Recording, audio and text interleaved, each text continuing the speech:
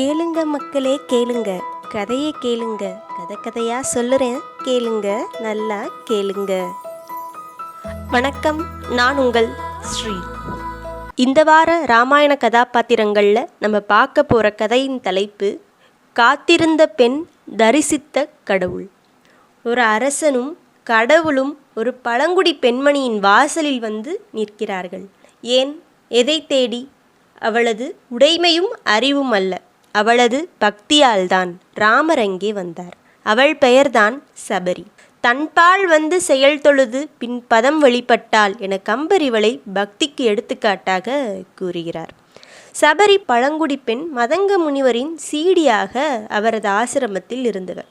முனிவர் மறைவதற்கு முன் ராமர் இங்கு வருவார், அவர் முக்தி அளிக்கும் வரை நீ இங்கேயே இருக்க வேண்டும் என கேட்டுக்கொண்டார். அதன்படி சபரியும் அந்த ஆசிரமத்திலேயே தங்கி இருக்காங்க.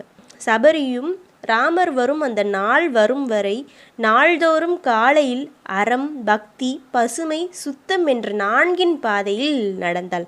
அதாவது தினமும் ஆசிரமத்தை சுத்தம் செய்கிறது, பூக்கள் வச்சு தோரணங்கள் தொடுக்கிறது, இது மாதிரி வேலைகள்லாம் செஞ்சுட்டே இருந்தாங்க. இப்போது நம்ம வீட்டுக்கே யாராவது விருந்தாளிகள் வராங்கன்னு முன்கூட்டியே தெரிஞ்சிருந்தா நம்ம வீடெல்லாம் எப்படி சுத்தபத்தமாக வச்சுக்குவோமோ அதே மாதிரி இன்று வருவார் ராமர் என எண்ணி எண்ணி அவங்களோட ஆசிரமத்தை ரொம்ப சுத்தமாகவும் சீரும் சிறப்புமாகவும் வச்சுக்கிறாங்க. அவங்க நாள்தோறும் என்ன செய்வாங்கன்னா, பக்கத்து காடுகளுக்கு போய் பழங்களை எடுத்து சுவைத்து பார்த்து சுவையான பழங்களையும் சேகரித்து வச்சாங்க. இப்படியே நாட்கள் செல்ல ராமரும் அங்கே வந்தார். அதாவது சீதை இருக்கும் இடத்தை தேடி அந்த வழியாக ராமரும் லக்ஷ்மணரும் வரும்போது இந்த ஆசிரமத்தை நோக்கி வராங்க. பல தேவாரங்கள், பாசுரங்கள் என பாடி பக்தியை வெளிப்படுத்தும் பக்திமான்களோட ஆசிரமங்களுக்கு கடவுளாகிய ராமபிரான் போகாமல் சபரியோட குடிலுக்கு வந்ததுமே சபரிக்கு பெரும் மகிழ்ச்சி ஆயிடுச்சு. ரொம்ப துடிப்போட அவங்கள வரவேற்கிறா. ரொம்ப நாள் பார்க்கணுன்ற இந்த ராமரை பார்த்தோன்னே ரொம்ப பக்தியோடையும் அன்போடையும் ராமனையும் லக்ஷ்மணையுமே வரவேற்றாங்க. அவங்கள வரவேற்று இருப்பிடம் அமைத்து அவங்கள உட்கார வைக்கிறாங்க. உட்கார வச்சதும், ராமா, என்னிடம் தருவதற்கு பெரிய சுவையூட்டும் பண்டங்கள் இல்லை, உங்களுக்காக நான் சுவையான பழங்களை சேகரித்து வைத்துள்ளேன், ஒரு நிமிடம் இருங்கள், எடுத்து வருகிறேன் அப்படின்னு சொல்லிட்டு வேகமாக அந்த சபரி போய் எடுத்துட்டு வராங்க. இலையினால பின்னப்பட்ட ஒரு கூடையில் பழங்களை, அதாவது தான் சுவைத்து வைத்த பழங்களை எடுத்துட்டு வந்து ராமர்கிட்ட கொடுக்குறாங்க.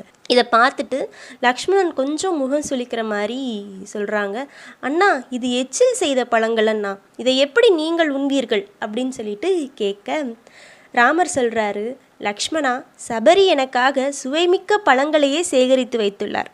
இது நாம் அவரின் பக்தியையும் அன்பையும் உணர வேண்டும், இதுதான் வேதத்தில் சொல்லப்படும் தூய்மை என்றார். இதை கேட்டதுமே சபரி ஆனந்தத்தோட எல்லைக்கே போயிட்டாங்க.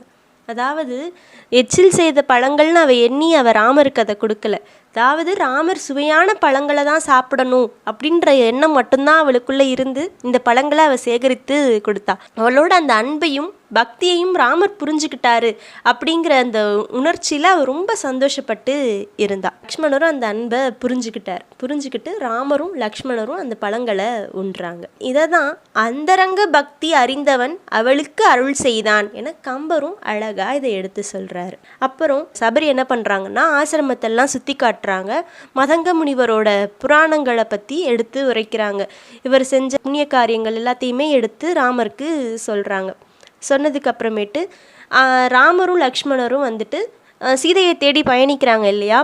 அப்போது சுக்ரீவன் இருக்கக்கூடிய ரிஷியமுக பருவத்துக்கு போகிறதுக்கான வழியையும் சபரி கிட்ட கேட்குறாங்க. சபரியும் அந்த ரிஷியமுக பருவத்துக்கு போகக்கூடிய பாதைகள் எல்லாமே சுருக்க அழகாக எடுத்து உரைக்கிறாங்க சபரி. ஒரு காட்டில் இருக்கிற ஒரு பழங்குடி பெண்ணாக இருந்துட்டு இப்படி அழகாக புவியியல் நாணம் கொண்டு நம்மளை புரிய வைக்கிற மாதிரி இவ்வளோ தெளிவாக சொல்கிறாங்களேன்னு சொல்லிட்டு ரொம்ப பிரமிப்பாக ராமரும் லக்ஷ்மணரும் அவங்கள பார்க்குறாங்க. பிறகு என்ன பண்ணுறாங்கன்னா, அவங்க கிளம்ப போகிற நேரத்தில் சபரி ராமர்கிட்ட ஒரு கோரிக்கையும் வைக்கிறாங்க.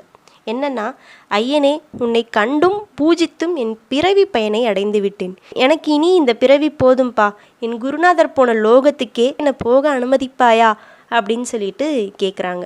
ராமரும் அப்படியே ஆகட்டும் தாயே அப்படின்னு சொல்லவும், அக்னி மூட்டி அதில் விழுந்து தன் பிறவி பாவங்கள் எல்லாத்தையுமே கழிச்சிட்டு ராமரோட கண்முன்னே திவ்ய தேகத்துடன் சொர்க்கலோகம் போயிட்டாங்க. அதாவது மோட்சம் அடைஞ்சிட்டாங்க. என்னடா இவங்க அக்னி மூட்டி விழுந்துட்டாங்களே அப்படின்னு நினைக்காதீங்க.